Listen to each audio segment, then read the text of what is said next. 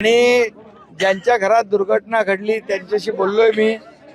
झालेली घटना अतिशय दुर्दैवी आणि एवढी दुःखद आहे की समोर आपल्या पोटच्या मुलांना बिबट्यानी शिकार केली, त्याचा मृत्यू झाला।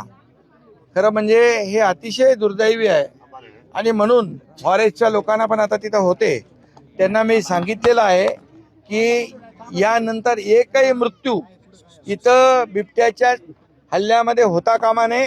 त्यासाठी काय फौज आणायची ती आणा, काय यंत्रणा लावायची ती इकडे लावा, पण याच्यानंतर एकही मृत्यू होता कामा नये याची तुम्ही सगळ्यांनी काळजी घ्या।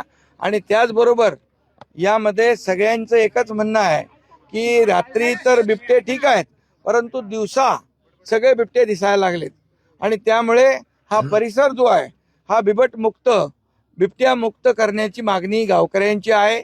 ही मागणी जी त्यांनी केलेली आहे ही मागणी करण्याचं कारण हे सगळं दिवसाढवळ्या सगळ्या घटना होऊ लागलेल्या आहेत आणि समोरच आपल्या कुटुंबाच्या समोरच आपली मुलं माणसं बिबट्याचे शिकार होऊ लागले।